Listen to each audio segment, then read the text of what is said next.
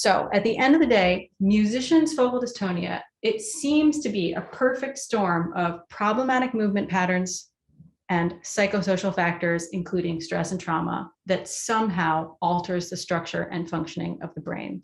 And therefore, the physical movements that the brain is attempting to execute also become corrupted.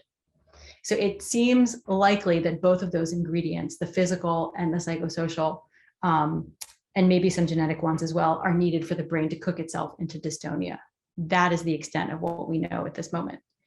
However, we don't actually have to know what the precise mechanisms or mix of influences have caused one person's dystonic symptoms in order to see a way out of it. So however the brain has lost its way, the principle of neuroplasticity, which is broadly confirmed in scientific research, it just states that it can be guided back to health through intentional movement based on sound physical principles. And as Sally was talking about, it's these same sound physical principles that can prevent us from heading down this road in the first place, no matter how anxious we are by nature, or what acute stress or trauma we might be confronted with, or what genetic susceptibility we have.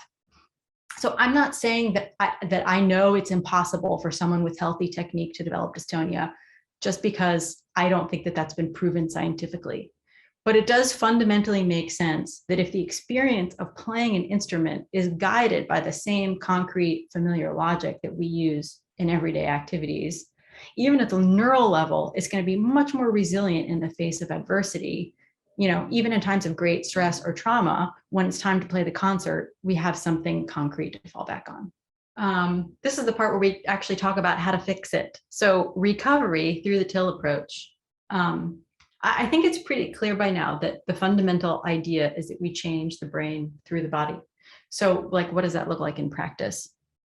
So as Sophie was talking about earlier, it can be really crucial that we understand how the process of, applied neuroplasticity works when we're recovering from an injury, because it's so unlike the traditional system of practicing and learning that we all know, that engaging in it can feel extremely destabilizing. I know that was my experience. I'm sure a lot of us who've gone through injuries have experienced similar things.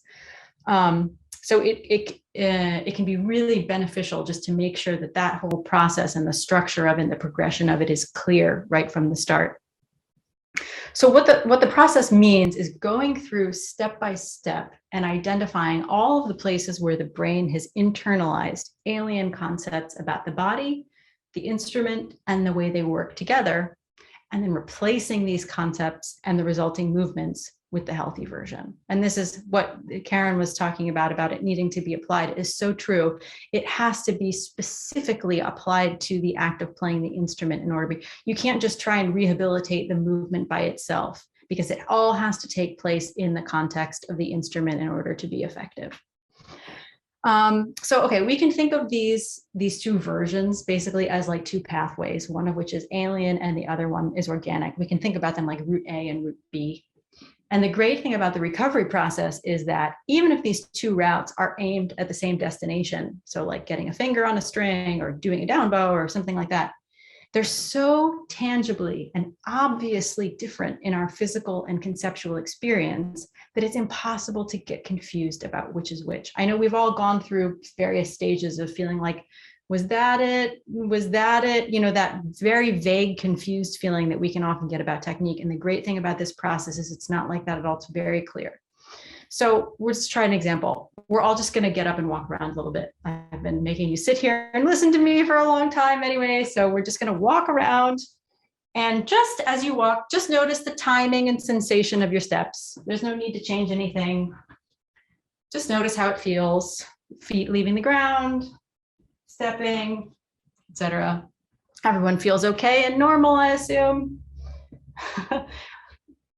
Okay, so now instead of that, here's what I'd like you to do.